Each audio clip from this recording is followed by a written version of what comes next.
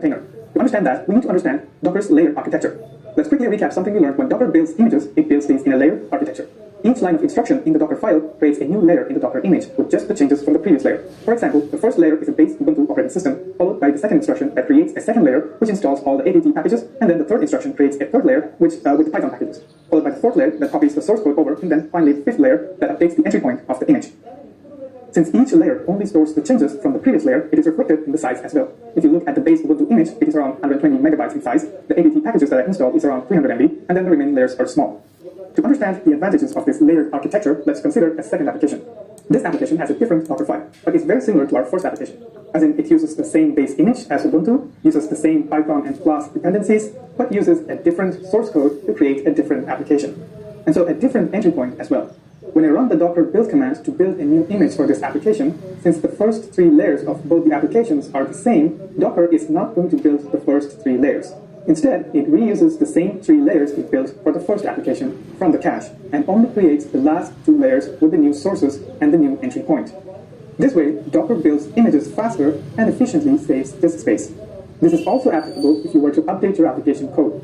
Whenever you update your application code, such as the app.py in this case, Docker simply reuses all the previous layers from cache and quickly rebuilds the application image by updating the latest source code, thus saving us a lot of time during rebuilds and updates.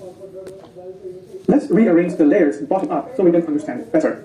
At the bottom, we have the base Ubuntu layer, then the packages, then the dependencies, and then the source code of the application, and then the entry point. All of these layers are created when we run the docker build command to form the final Docker image. So all of these are the Docker image layers. Once the build is complete, you cannot modify the contents of these layers, and so they are read-only, and you can only modify them by initiating a new build.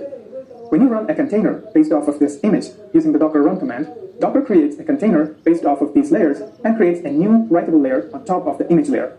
The writable layer is used to store data created by the container, such as log files written by the applications, any temporary files generated by the container, or just any file modified by the user on that container.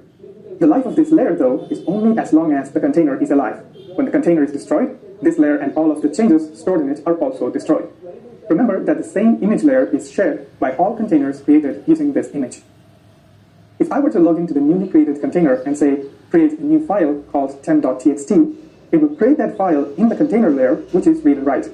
We just said that the files in the image layer are read-only, meaning you cannot edit anything in those layers. Let's take an example of our application code.